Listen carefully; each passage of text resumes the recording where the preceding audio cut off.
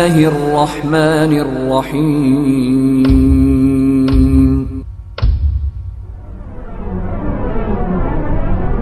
عجبوا أن جاءهم منذر منهم فقال الكافرون هذا شيء عجيب أإذا متنا وكنا ترابا ذلك رجع بعيد قد علمنا ما تنقص الأرض منهم وعندنا كتاب حفيظ بل كذبوا بالحق لما جاءهم فهم في أمر مريج أفلم ينظروا إلى السماء فوقهم كيف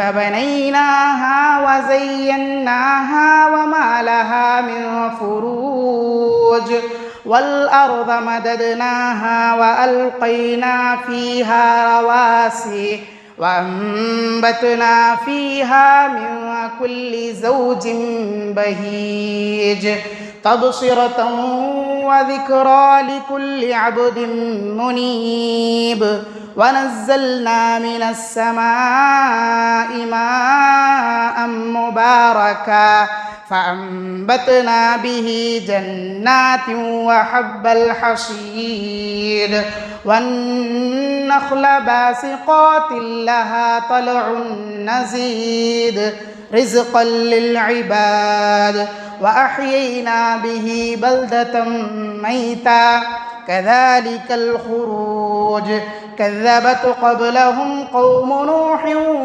وأصحاب الرس وثمود وعاد وفرعون وإخوان لوط وأصحاب الأيكة وقوم تبع كل كذب الرسل فحق وعيد أفعينا بالخلق الأول بل هم في لبس من خلق جديد يا أيها الناس اعبدوا ربكم الذي خلقكم من نفس واحدة وخلق منها زوجها وبث منهما رجالا كثيرا ونساء واتقوا الله الذي تساءلون به والأرحام إن الله كان عليكم رقيبا يا أيها الذين آمنوا اتقوا الله حق تقاته ولا تموتن إلا وأنتم مسلمون يا أيها الذين آمنوا اتقوا الله وقولوا قولا سديدا يصلح لكم أعمالكم ويغفر لكم ذنوبكم ومن يطع الله ورسوله فقد فاز فوزا عظيما وقال الله تبارك وتعالى إن عدة الشهور عند الله 12 شهرا في كتاب الله يوم خلق السماوات والأرض منها 4 حرم ذلك الدين القيم وقال النبي صلى الله عليه وسلم في خطبة حجة الوداع إن الزمان استدار كهيئته يوم خلق الله السماوات والأرض السنة 12 شهرا منها 4 حرم 3 متواليات ذو القعدة وذو الحجة والمحرم ورجب مضر الذي بين جمادى وشعبان رواه مسلم محترم و مکرم حاضرین جمعہ، نوجوانوں، بزرگوار ہستیوں، عزیز بچوں، پردہ نشین خواتین، مائیں اور بہنیں، تمام قسم کی تعریف، توصیف، حمد و ثنا، کبریائی، بڑائی اللہ رب العالمین کے لیے لائق و زیبا ہے، جس اللہ تبارک و تعالیٰ نے ہم تمام بنی نوع انسان کو اس کائنات کے اندر پیدا فرمایا ہے ہر قسم کی خوبیاں اللہ رب العالمین کی ذات کے لیے خاص ہے۔ اس کے علاوہ کوئی دنیا کے اندر ایسی ہستی نہیں ہے جس کی اس قدر بڑائیاں اور اس کی کبریائی کو بیان کیا جائے۔ اللہ تبارک و تعالیٰ نے بے شمار احسانات فرمائے۔ ان احسانات میں اللہ تبارک و تعالیٰ کا سب سے بڑا ہم پر احسان کہ اللہ تعالیٰ نے ہمیں رشد و ہدایت جیسی چیز سے نوازا، اور اللہ تبارک و تعالیٰ نے ہمارے درجے کو بلند فرمایا۔ بعدہ درود و سلام ہو اللہ کے آخری نبی جناب محمد الرسول اللہ، تمام انبیاء اکرام علیہم الصلاۃ والسلام پر اللہم بارک علیہم وسلم۔ بالخصوص ہمارے آخری نبی جناب محمد الرسول اللہ صلی اللہ علیہ وسلم پر، جن کی محنتوں سے دین اسلام کا سیدھا سچا صحیح راستہ ہم تک پہنچا اور دین اسلام کی حقیقت کو ہم نے جانا۔ محترم حاضرین جمعہ، جیسا کہ عنوان دیا گیا ہے، محرم بدعات کے گھیرے میں۔ محرم الحرام جس مہینے کو کہا جاتا ہے، اس کی تعریف کچھ یوں بیان کی ہے کہ اللہ تبارک و تعالیٰ نے قرآن مجید کے اندر حرمت والے مہینوں میں، جس میں لڑائی جھگڑا قتال، ایک دوسرے کے لیے لڑنا مارنا یا اس طریقے سے ایسے اعمال جن سے انسان کو پرہیز کرنے کی ضرورت ہے، ان مہینوں میں جو سال کے 12 مہینے ہیں، یہ 4 مہینے شمار کیے گئے ہیں۔ اللہ تبارک و تعالیٰ نے قرآن مجید کے اندر اس کے بارے میں فرمایا، ان عدت الشہور عند اللہ 12 شہرا۔ یقیناً اللہ تبارک و تعالیٰ نے 12 مہینے جو اللہ تبارک و تعالیٰ کے ہیں، یہ گنتی کے مہینے اللہ کی جانب سے ہیں۔ 10 شہرا فی کتاب اللہ یوم خلق السماوات والارض۔ یہ 12 مہینوں کی گنتی اللہ تبارک و تعالیٰ نے اس وقت سے رکھی ہے جس وقت اللہ تبارک و تعالیٰ نے زمین اور آسمان کو بنایا۔ 12 مہینے اللہ تبارک و تعالیٰ نے ہم پر مقرر کر دیے ہیں۔ پھر فرمایا 3 متوالیات، اس کے اندر 3، 4، 5 مہینے جو ذکر کیے جاتے ہیں، یہ جو تمام مہینے ہیں، ان مہینوں کے اندر، ان 12 مہینوں کے اندر افضلیت 4 مہینوں کو دی گئی ہے۔ وہ کون سے ہیں؟ اللہ کے نبی صلی اللہ علیہ وسلم کی حدیث سے ذکر کروں گا۔ اللہ کے نبی کریم صلی اللہ علیہ وسلم اپنے حجۃ الوداع کے خطبے کے اندر فرماتے ہیں، ان الزمان استدار کہیئتہ یوم خلق اللہ السماوات والارض۔ اللہ فرماتا ہے اس سلسلے میں کہ یقیناً زمانہ اپنی حالت پر گھوم پھر کر دوبارہ لوٹ کر آنے والا ہے۔ جس وقت اللہ تبارک و تعالیٰ نے آسمان بنایا، زمین بنائی، اس میں اللہ تبارک و تعالیٰ نے 12 مہینوں کو مقرر کر دیا۔ السنہ 12 شہرا، 12 مہینے اللہ تبارک و تعالیٰ نے سال کے اندر مقرر فرما دیے ہیں۔ 3 متوالیات، 3 مہینے مسلسل آتے ہیں جن کے اندر لڑائی جھگڑا کرنا، قتال کرنا، ایک دوسرے کو مارنا حرام قرار دیا گیا ہے۔ یہ 3 پیدر پہ آنے والے ہیں۔ وہ کیا ہیں؟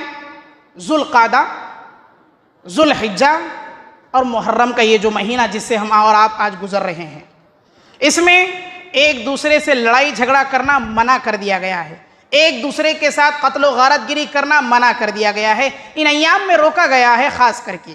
پھر فرمایا وَرَجَبُ مُضَر الَّذِي بَيْنَ جُمَادَ وَشَعْبَانَ، اور رجب کا مہینہ جو مضر والے رجب کو مانا کرتے تھے، اس رجب کے مہینے کا اعتبار کیا جائے گا جو ماہ جمادے اور شعبان کے درمیان میں آتا ہے۔ یہ اللہ کے نبی صلی اللہ علیہ وسلم کی حدیث ہے۔ میرے حاضرین گرامی، محرم کا یہ مہینہ اللہ کے نبی کریم صلی اللہ علیہ وسلم نے اس کی افضلیت کیوں قرار دی، اس کا سمجھنا آج ضروری ہے۔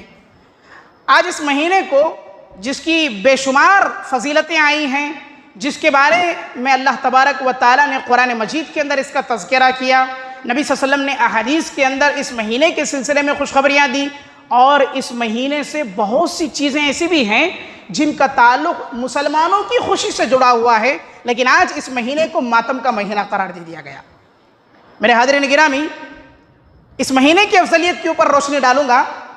اللہ تبارک و تعالیٰ نے اس سلسلے میں جو آیت پیش کی وہ محرم الحرام کی فضیلت کے لیے کافی تھی، لیکن نبی صلی اللہ علیہ وسلم نے اور اس کے سلسلے میں فرمایا۔ حدیث سنیے، مسلم شریف کی روایت ہے، ان رسول اللہ صلی اللہ علیہ وسلم قدم المدینة فوجد اليهود صياما يوم عاشوراء فقال لهم رسول الله صلى الله عليه وسلم ما هذا اليوم الذي تصومونه فقالوا يا رسول الله صلى الله عليه وسلم هذا يوم عظيم أنجى الله سبحانه وتعالى فيه موسى وقومه وغرق فرعون وقومه فنحن نصومه فقال رسول الله صلى الله عليه وسلم فنحن أحق أولى بموسى فصامه رسول الله صلی اللہ علیہ وسلم وامر بصیامہ رواہ مسلم۔ امام مسلم رحمہ اللہ نے اپنی کتاب کے اندر اس حدیث کو ایسے ہی ذکر کیا ہے۔ ذکر کیا بے شک نبی کریم صلی اللہ علیہ وسلم جس وقت مدینے کے اندر آتے ہیں، قدم المدینہ رسول اللہ فوجد الیہود صیاما، آپ نے دیکھا یہودیوں کو ایک روزے کو بڑے ہی شدت کے ساتھ شد و مت کے ساتھ رہتے ہیں۔ یوم عاشورہ، کون سا ہے روزہ؟ عاشورہ کا روزہ تھا وہ۔ فقال لهم رسول اللہ کے نبی کریم صلی اللہ علیہ وسلم نے ان سے سوال کیا، پوچھا ما ھذا اليوم الذي تصومونه، یہ کون سا دن ہے جس میں تم لوگ آج روزہ رہتے ہو؟ فقالوا، ان لوگوں نے کہا یا رسول اللہ صلی اللہ علیہ وسلم، اللہ کے نبی کریم صلی اللہ علیہ وسلم ھذا یوم عظیم، یہ ہمارے لیے بہت بڑا دن ہے۔ انجى اللہ سبحانہ وتعالی فیہ، اللہ تبارک و تعالی نے اس محرم کے مہینے کے اندر بالخصوص آج کا یہ جو عاشورہ کا دن ہے، اس دن اللہ تبارک و تعالی نے موسیٰ علیہ السلام کو اور ان کی قوم کو نجات اللہ تبارک و تعالی نے دی، اور فرعون کو اور اس کی قوم کو اللہ تبارک و تعالی نے آج ہی کے دن غرق کر دیا، ڈبو دیا پانی کے اندر۔ رسول اللہ صلی اللہ علیہ وسلم پوچھتے ہیں کہ تم لوگوں نے جو روزہ رکھا ہے یہ روزہ اس چیز کا ہے؟ انہوں نے کہا ہاں، یہ روزہ ہمارا اسی چیز کا ہے جس پر آج ہم روزہ رہتے ہیں۔ ہماری یہی روزہ رہنے کی وجہ ہے کہ ہم خوشی کے طور پر کہ اللہ تبارک و تعالیٰ نے بنی اسرائیل کو نجات دی تھی فرعون کے شکنجے سے، اس لیے آج ہم روزہ رہتے ہیں۔ رسول اللہ صلی اللہ علیہ وسلم نے کہا کہ اگر ایسی بات ہے تو ہم تم سے زیادہ حق رکھتے ہیں موسیٰ علیہ السلام کے سلسلے میں، کہ جو موسیٰ علیہ السلام نے اور ان کی قوم نے عاشورہ کے دن روزہ رکھا تھا وہ روزہ ہم بھی رکھیں گے۔ اللہ کے نبی صلی اللہ علیہ وسلم نے کہا فصامہ رسول اللہ کے رسول نے خاص کر کے عاشورہ کے دن روزہ رکھا، اور آپ صلی اللہ علیہ وسلم نے اپنے ساتھیوں کو حکم دیا کہ تم بھی اس عاشورہ کے روزے کو رکھا کرو۔ معلوم یہ ہوا کہ محرم کا یہ مہینہ حضرت موسیٰ علیہ السلام کی زندگی کے لیے بڑا اہمیت کا حامل تھا۔ موسیٰ علیہ السلام نے اس روزے کو رکھا۔ اللہ کے نبی صلی اللہ علیہ وسلم نے اپنے دور میں جب موسیٰ علیہ السلام کے روزے کو سنا، آپ نے اس روزے کو برقرار رکھا اور اس روزے کے اوپر نبی صلی اللہ علیہ وسلم پابندی کرتے رہے، یہاں تک کہ اللہ کے نبی صلی اللہ علیہ وسلم نے اس کے سلسلے میں حکم دے دیا کہ وہ لوگ بھی روزہ رکھا کریں۔ میرے حاضرین گرامی، معلوم یہ ہوا کہ یہ محرم کا مہینہ موسیٰ علیہ السلام کی زندگی میں خوشی کا دن تھا۔ اللہ کے نبی صلی اللہ علیہ وسلم نے اس دن اپنے لیے خوشی کا دن مقرر کر کے اللہ تبارک و تعالیٰ کی رضا کے لیے روزہ رکھا ہے اور حکم دیا ہے روزہ رہنے کا۔ اسی طریقے سے اس مہینے کی فضیلت کے سلسلے میں آپ کو ذکر کر دوں، اللہ کے نبی کریم صلی اللہ علیہ وسلم نے فرمایا افضل الصیام افضل الایام، جو افضل سیام ہیں یعنی روزوں میں سب سے افضلیت والا فضیلت والا اگر روزہ کوئی ہے، رمضان المبارک کے مہینے کے بعد رمضان کے مہینے کے بعد افضل روزہ اگر کسی کو شمار کیا گیا ہے، شہر اللہ المحرم، جو محرم کے مہینہ ہے، اس مہینے کے اندر جو عاشورہ کا روزہ ہے، اس روزے کی اہمیت کو اجاگر کیا گیا۔ یہاں تک کہ اللہ کے نبی صلی اللہ علیہ وسلم نے ذکر کیا مہینوں میں رمضان کے بعد اگر افضلیت رکھنے والا کوئی مہینہ ہے تو وہ محرم کا مہینہ ہے۔ یہ اظہار خوشی کے طور پر مہینہ منایا جانا چاہیے، اس کے اندر لوگوں کو روزہ رکھنا چاہیے، اللہ تبارک و تعالیٰ کے خاطر اپنی خوشی کو اس مہینے کے اندر ظاہر کرنا چاہیے، جبکہ اس مہینے کا آج ہم نے کیا حال بنا لیا؟ اس مہینے کو ہم نے ماتم کا مہینہ بنا لیا۔ میرے حاضرین گرامی، اس روزے کی فضیلت کو اللہ کے نبی کریم صلی اللہ علیہ وسلم ذکر کرتے ہیں، فرمایا یکفر السنۃ الماضیہ، جو ایک دن کا یہ عاشورہ کا روزہ رکھا، ایسے ایک دن کے عاشورہ کے روزے کی فضیلت یہ کہ اللہ تبارک و تعالیٰ اس کے گزشتہ 1 سال کے گناہوں کو معاف فرما دیتے ہیں۔ الماضیہ، جو کچھ اس نے سال بھر کیا ہے، اس ایک دن کے روزے کے رہنے کی وجہ سے اللہ تبارک و تعالیٰ اسے معاف کر دیتے ہیں۔ سارے وہ سال بھر کے جو گناہ کیے ہیں، چھوٹے چھوٹے گناہ جس کی بخشش ہم اور آپ کروانا آج بھول گئے، ان گناہوں کی معافی ہے اس ایک روزے کے اندر۔ غور کا مقام ہے۔ عاشورہ کے روزے کی فضیلت بھی بڑی اہمیت کی حامل ہے کہ اس کے اندر ایک دن کا روزہ رکھا جا رہا ہے اور سال بھر کے ہمارے گناہ معاف کر دیے جا رہے ہیں۔ اللہ کے نبی صلی اللہ علیہ وسلم کی ایک اور حدیث آپ کے سامنے ذکر کرو۔ رسول اللہ صلی اللہ علیہ وسلم اپنے آخری ایام میں صحابہ کرام رضوان اللہ تعالی علیہم اجمعین سے بیان کرتے ہیں۔ اس وقت آخری وقت تھا اللہ کے نبی صلی اللہ علیہ وسلم کا، آپ محرم کو پاتے ہیں اور اس دن روزہ رکھتے ہیں۔ اس کے بعد کہتے ہیں لَإِن بَقِيتُ إِلَىٰ قَابِلٍ لَأَصُومَنَّ التَّاسِعَ، اگر زندگی اللہ تعالیٰ نے مجھے باقی رکھی تو میں ضرور بھی ضرور 9 کو بھی روزہ رکھوں گا، 9 محرم کو بھی روزہ رکھوں گا۔ 10 محرم کو روزہ رکھا جاتا ہے عاشورہ کا نا، تو 9 کو بھی رکھوں گا۔ پوچھا کہ اللہ کے نبی صلی اللہ علیہ وسلم کیوں؟ کہا خالف الیہود، یہود کی مخالفت کرتے ہوئے کہ وہ عاشورہ کے ایک دن کا روزہ رکھتے ہیں اور اپنی شریعت کے مطابق میں 9 اور 10 کا روزہ رکھوں گا۔ معلوم یہ ہوا کہ اللہ کے نبی صلی اللہ علیہ وسلم نے محرم کے مہینے کی اہمیت اور خاص کر کے عاشورہ کے دن کے روزے کی اہمیت کو ذکر کیا، اور اس دن ایک کی جگہ 2 روزے رکھنے کے لیے اللہ کے نبی صلی اللہ علیہ وسلم نے تلقین فرمائی۔ میرے حاضرین گرامی، یہ تو قرآن و حدیث کے اندر ذکر کی گئی ہوئی فضیلتیں، اس ماہ کی اہمیتیں، عاشورہ کے دن کی فضیلتیں اور اہمیتیں ذکر کی گئی ہیں۔ اب آئیے ہمارے اصل موضوع کی طرف ہم چلتے ہیں۔ موضوع کیا ہے؟ موضوع ہے اس مہینے کی بدعات، اس مہینے میں کیے جانے والے وہ اعمال جو ہم اور آپ اس چیز سے واقف ہیں لیکن اس کے باوجود بھی ہم اور آپ کرتے ہیں۔ میرے حاضرین گرامی، یہ محرم کے مہینے کو ہم اور آپ کیا سمجھتے ہیں؟ ہم اور آپ یہ سمجھتے ہیں کہ یہ مہینہ ماتم کا ہے، غم کا ہے، غم حسین منانے کا ہے۔ نبی صلی اللہ علیہ وسلم کے نواسہ رسول کو اس ماہ کے اندر شہید کر دیا گیا، لہٰذا اس ماہ کے اندر غم منایا جائے۔ سوچنے کی بات ہے، غم کب منایا جائے، کس پر منایا جائے اور کیوں منایا جائے؟ غم اگر منانا ہی ہے تو اس وقت منائیے 1 محرم کو جب حضرت عمر رضی اللہ تعالیٰ عنہ کو شہید کر دیا گیا، ان کا غم کیوں نہیں مناتے ہو؟ نواسہ رسول کا صرف ایک کا غم لے کر کیوں بیٹھے ہو؟ صحابہ تو اور بھی ہیں، ان کا غم بھی مناؤ۔ حضرت حمزہ رضی اللہ تعالیٰ عنہ کو شہید کر دیا گیا، ان کا غم کیوں نہیں مناتے ہو؟ ان کا بھی غم مناؤ۔ اگر غم منانا ہے تو غم ان کا مناؤ جو خبیب رضی اللہ تعالیٰ عنہ کو بھری مجلس کے اندر، محرم ہی کا مہینہ تھا، سولی پر چڑھا دیا گیا لوگوں کے سامنے، ان کا غم کیوں نہیں مناتے ہو؟ ان کا غم مناؤ۔ اگر غم ہی منانا ہے تو جعفر کی وفات رضی اللہ تعالیٰ عنہ پر غم مناؤ۔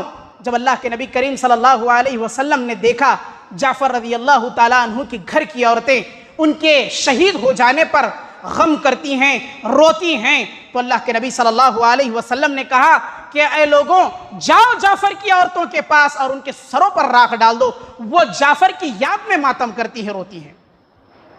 میرے حاضرین گرامی، کسی کے مرنے پر رونا اور کسی کے مرنے پر آنسو بہانا، اس کے غم میں اپنے آپ کو شریک غم کر لینا، یہ ہمارے اسلام کا شیوا نہیں ہے۔ میرے حاضرین گرامی، سوچنا چاہیے کہ اللہ کے نبی صلی اللہ علیہ وسلم کی حدیث کے ہم کس مخالفت میں اتر رہے ہیں۔ اللہ کے نبی صلی اللہ علیہ وسلم نے کہا لیس منا من لطم الخدود وشق الجیوب ودعا بدعوى الجاہلیہ۔ رسول اللہ صلی اللہ علیہ وسلم فرماتے ہیں، جو شخص اپنے چہرے پر مارتا ہے، اپنے رخسار کو پیٹتا ہے، وشق الجیوب، اپنے کپڑے کو پھاڑتا ہے، ودعا بدعوى الجاہلیہ، جاہلیت کی پکار پکارتا ہے، روتا ہے، دھوتا ہے، گڑ گڑاتا ہے، تعزیہ نامے پڑھتا ہے، ایسے لوگوں کو جان لینا چاہیے کہ وہ ہم میں سے کوئی تعلق رکھنے والا نہیں ہے، وہ ہمارے اسلام سے ہٹا ہوا ہے، اسلام سے اس کا کوئی تعلق نہیں ہے۔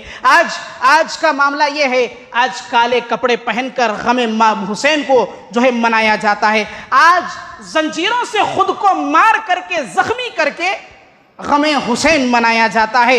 نوحہ کرتی ہیں عورتیں میت کے نام لے کر کے، اس کے نام کے ساتھ وہ بکا کرتی ہیں، پکارتی ہیں۔ آج یہ ذکر کیا جاتا ہے غم حسین کے نام سے، آنسو بہائے جاتے ہیں غم حسین کے نام سے۔ میرے حاضرین گرامی، اتنا ہی نہیں ہے، یا حسین کے کہیں نعرے لگائے جاتے ہیں، کہیں حسین رضی اللہ تعالیٰ عنہ کے نام سے تعزیہ داری کے لیے مرثیے پڑھے جاتے ہیں، تو کہیں حضرت حسن و حسین اور علی و فاطمہ کے نام کے جھنڈے بنائے جاتے ہیں کاغذ اور پیپروں سے، اور اسے فرضی گھوڑا بنا کر کے حضرت حسین رضی اللہ تعالیٰ عنہ کی جانب منسوب کیا جاتا ہے۔ یہ آج معاشرے کا حال ہے۔ ہم اور آپ یہ دیکھتے ہیں عاشورہ کے دن، اس کے باوجود بھی ہم روکتے نہیں ہیں، آنکھ بند کیے ہوئے ہیں۔ یہ معاملہ ہمارا آج کا ہے، جبکہ اسلام سے اس کا کوئی تعلق نہیں ہے۔ تعزیت کیا ہے؟ تعزیت کیا ہے؟ کسی مصیبت زدہ، پریشان حال اور غم زدہ شخص کو دیکھے تو اسے تسلی دیا کرے، یہ تعزیت ہے۔ یہ نہیں ہے کہ غم زدہ کے طور پر تعزیے کے نام پر جلسے جلوس لگائے جائیں، تعزیوں کے نام پر شربتیں تقسیم کی جائے، تعزیوں کے نام پر مجلسیں محفلیں قائم کی جائیں۔ یہ تعزیہ داری نہیں ہے میرے حاضرین گرامی۔ غم منانا ہے، دل سے غم مناؤ۔ ظاہری طور پر مجلسیں قائم کر کے، اجلاس لگا کر کے کسی کا غم منانا، یہ اسلام و شریعت میں نہیں ہے۔ معلوم ہونا چاہیے کہ اس کی ابتدا کہاں سے ہوئی ہے، غم حسین منایا کہاں سے گیا۔ 341 ہجری میں آپ کے سامنے ذکر کروں، ایک نوجوان کھڑا ہوتا ہے، کہتا ہے 341 ہجری میں کہ میرے اندر حضرت علی رضی اللہ تعالیٰ عنہ اور میری بیوی کے اندر حضرت فاطمہ رضی اللہ تعالیٰ عنہ کی روح حلول ہوتی ہے، اترتی ہے اس کے اندر۔ ہمارے دونوں کے اندر علی و فاطمہ کے روح کو اللہ تبارک و تعالیٰ بھیجتا ہے، اور وہ شخص اس بات کا دعویٰ کرتا ہے کہ ہم غم حسین کو منائیں۔ اتنا ہی نہیں ہے، ایک اور شخص اسی زمانے کے اندر 341 ہجری میں کھڑا ہوتا ہے، جو اس بات کا دعویٰ کرتا ہے، جس کا نام مختار ہے، اور وہ اس بات کے دعوے کو لے کر اٹھتا ہے کہ اللہ تبارک و تعالیٰ نے اسے نبوت سے نوازا ہے، نعوذ باللہ من ذالک۔ اس کے بعد وہ کہیں سے حضرت علی رضی اللہ تعالیٰ عنہ کی کرسی کو ڈھونڈ لا کر لوگوں میں اس بات کو مشہور کر دیتا ہے۔ عبید ثقفی اس کا نام تھا، کہتا ہے لوگوں سے کہ یہ حضرت علی کی کرسی ہے، اپنی مجلسوں کے اندر اس کو لگایا کرو۔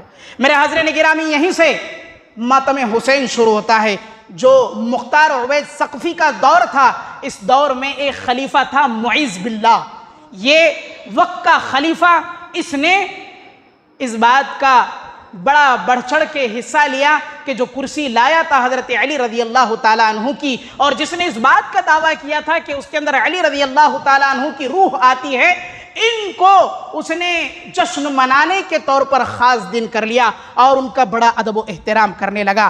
مصر کے فاطمی خلیفہ انہیں کہا جاتا تھا، اور انہوں نے ابتدا کی 341 ہجری سے، اور آج بھی غم حسین کے نام سے طرح طرح کے محفلیں قائم کی جاتی ہیں، اور غم حسین پوری دنیا کے اندر آج منایا جاتا ہے۔ 10 محرم کو خاص کر کے دکانیں بند کر دی جاتی ہیں، 10 محرم کو جلسے جلوس لگائے جاتے ہیں، 10 محرم کو صحابہ کرام رضوان اللہ تعالی علیہم اجمعین کی توہین کی جاتی ہے، ان پر لعن و طعن کیا جاتا ہے، چڑھاوے چڑھائے جاتے ہیں، نظر و نیاز کیے جاتے ہیں، شہادت حسین کے لیے تذکرے کیے جاتے ہیں۔ پوری حضرت حسین رضی اللہ تعالیٰ عنہ کی زندگی کو وہاں گنوایا جاتا ہے، اور حسین رضی اللہ تعالیٰ عنہ کی جو زندگی ہے اس کے سلسلے میں اتنا مبالغہ، اتنی غلط کہانیاں ذکر کی جاتی ہیں، اتنے غلط قصے ذکر کیے جاتے ہیں، لوگ یہ سمجھتے ہیں کہ ظلم اگر کسی پر ہوا تھا تو وہ حضرت حسین پر ہوا تھا۔ یہ عالم ہے ہمارا اور آپ کا کہ حضرت حسین کے نام کے سلسلے میں ان کا نام لے کر کے ان کی سیرت کو گنوا کر کے ان کے ماتم میں لوگوں میں اضافہ کیا جاتا ہے۔ اگر ماتم کرنا ہی ہے تو کرو نا ماتم کائنات کے امام الانبیاء جناب محمد الرسول اللہ کی وفات کا، ان کی وفات کا کیوں ہم اور آپ آج ماتم نہیں مناتے ہیں؟ نواسہ رسول پر دل کھول کر کے غم کا اظہار تو کر دیتے ہیں، لیکن کائنات کے جو امام الانبیاء ہے، ان کی موت کا غم کیوں نہیں منایا جاتا؟ ان کی موت پر غم کیوں نہیں مناتے ہم لوگ؟ میرے حاضرین گرامی، میرا ان لوگوں سے سوال ہے جو لوگ غم حسین کے نام پر آج لوگوں کو لوٹتے ہیں، جو غم حسین کے نام پر دھندا بنا رکھے ہیں، ان سے یہ سوال ہے اگر منانا ہے ماتم تو رسول اللہ کی موت پر مناؤ، جو کائنات کے امام دنیا سے اڑ گئے۔ لیکن آج عالم یہ ہے کہ ان کے نواسے کے نام پر ماتم منایا جاتا ہے۔ ان لوگوں کی حالت دیکھیں، پورے سال کبھی یہ لوگ پورے سال ماتم نہیں مناتے ہیں، پورے سال کبھی یہ لوگ غم زدہ نہیں ہوتے ہیں، بس اپنی شادیوں میں، اپنے کاروبار میں، اپنی تمام زندگی کی رفتار میں بزی رہتے ہیں، پریشان رہتے ہیں، مشغول رہتے ہیں۔ جب محرم کا مہینہ آتا ہے تو محرم کے اس مہینے کے اندر یہ لوگ خاص کر کے غم حسین کے لیے کرتے ہیں۔ 10 محرم ہی سے روزے رکھنا، 10 محرم ہی سے جلسے جلوس کرنا شروع کرتے ہیں۔ اللہ تعالیٰ نے تم کو نور دیا تھا، اللہ تعالیٰ نے تم کو نور دیا تھا۔ کیا کہا تھا؟ قد جاءکم من اللہ نور و کتاب مبین۔ اللہ نے کہا قرآن مجید کے اندر، لوگوں میں تمہارے پاس نور بھیج رہا ہوں، تمہارے پاس اللہ کی کتاب بھیج رہا ہوں، یہ نور اور اللہ کی کتاب کے ذریعے اپنی زندگی گزارا کرو۔ لیکن ہم نے اس سفیدی کو، اس نور کو کالے کپڑے میں بدل لیا، کالی ٹوپیوں میں بدل لیا، گھر کے اندر کالے کور لگانے میں بدل لیا، خود پر سیاہی ڈال لی۔ اللہ تم سے نور چاہتا ہے، تمہارے دلوں کی سفیدی چاہتا ہے، اور تم خود کو کالے بنا کر پھرتے ہو دنیا کے اندر۔ یہ کہاں کہ تمہاری دینداری ہے میرے حاضرین گرامی۔ یاد رکھیں، اسلام نے کبھی کالے رنگ کو اہمیت نہیں دی۔ اللہ تبارک و تعالیٰ نے اگر کسی چیز کی اہمیت کو ذکر کیا ہے تو وہ سفیدی کا ذکر کیا۔ آج تمہاری یہ حالت ہے کہ تم کالے کپڑے پہن کر جو ہے حضرت حسین رضی اللہ تعالیٰ عنہ کے ماتم کی جو ہے اپنے آپ کو اس کے ذریعے ظاہر کرنے کی کوشش کرتے ہو۔ ماہ محرم، جیسا کہ میں نے ذکر کیا، خوشی کا دن۔ اس ماہ محرم کے اندر خیبر کو اللہ کے نبی کریم صلی اللہ علیہ وسلم نے اس جنگ کے اندر فتح حاصل کی تھی۔ یہودیوں کا یہ گڑھ تھا۔ اللہ کے نبی صلی اللہ علیہ وسلم نے محرم کی 7 ہجری کو، 7 تاریخ کو اللہ کے نبی صلی اللہ علیہ وسلم نے خیبر سے جنگ کی اور فتح حاصل کی تھی۔ خوشی منانا ہے تو خیبر کی خوشی مناؤ۔ یہ کس چیز کا غم تم لے کے بیٹھے ہو حضرت حسین کے نام سے؟ میرا سوال ہے ان لوگوں سے جو غم حسین میں شریک رہتے ہیں، جو غم حسین کو بڑھ چڑھ کر کے مناتے ہیں، ان لوگوں سے میں پوچھنا چاہتا ہوں جو غم حسین مناتے ہیں وہ کس دلیل کی بنیاد پر مناتے ہیں؟ یاد رکھیں اللہ کے نبی صلی اللہ علیہ وسلم کی حدیث کو، رسول اللہ صلی اللہ علیہ وسلم نے فرمایا، 4 فی امتی من امر الجاہلیہ لا یترکونہن الفخر فی الاحساب والطعن فی الانساب والاستسقاء بالنجوم والنیاحہ۔ رسول اللہ صلی اللہ علیہ وسلم فرماتے ہیں، یاد رکھیں میرے حاضرین گرامی اس حدیث کو، اللہ کے رسول صلی اللہ علیہ وسلم نے کہا 4 چیزیں میری امت کے اندر ایسی رہیں گی جسے لوگ چھوڑنا کبھی پسند نہیں کریں گے، لوگ چاہیں گے ہی نہیں کہ ان 4 چیزوں کو چھوڑ دیا جائے، ان 4 چیزوں کو ترک کر دیا جائے۔ پہلی چیز کیا؟ الفخر فی الاحساب، اپنے حسب نسب پر خود کو سید سمجھنا، خود کو خان سمجھنا، خود کو پٹھان سمجھنا، اس پر فخر کرنا لوگ کبھی نہیں چھوڑیں گے۔ لا یترکونہن، لوگ چاہیں گے ہی نہیں کہ اپنے حسب نسب پر فخر کرنا چھوڑ دیں۔ والطعن فی الانساب، اور کسی کے نسب کے اندر اگر کوئی چھوٹی ذات کا ہے یا اس کا حسب نسب مختصر ہے، تھوڑا ہے، ادنا خاندان کا ہے، تو اس کے اوپر طعنہ بازی کرنا، طعن و تشریح کرنا، اسے برا بھلا کرنا، کہنا نہ چھوڑیں گے لوگ یہ۔ اس کے بعد فرمایا والاستسقاء بالنجوم، آسمان کی طرف رات کو ستاروں کو دیکھ کر کے ان سے مستقبل کی حالت کو معلوم کرنا اور اپنی زندگی میں آگے کیا ہونے والا ہے اس کا پتہ کرنا، یہ لوگ کبھی نہیں چھوڑیں گے۔ والنیاحہ، آخری چیز اللہ کے نبی صلی اللہ علیہ وسلم نے فرمایا نوحہ کرنا، عورت کا، مردوں کا میت کے نام کو لے کر کے رونا، پیٹنا، گریبان پھاڑنا اور ان کے نام سے آہ و بکا کرنا، آنسو بہانا، یہ میری امت کبھی نہیں چھوڑے گی۔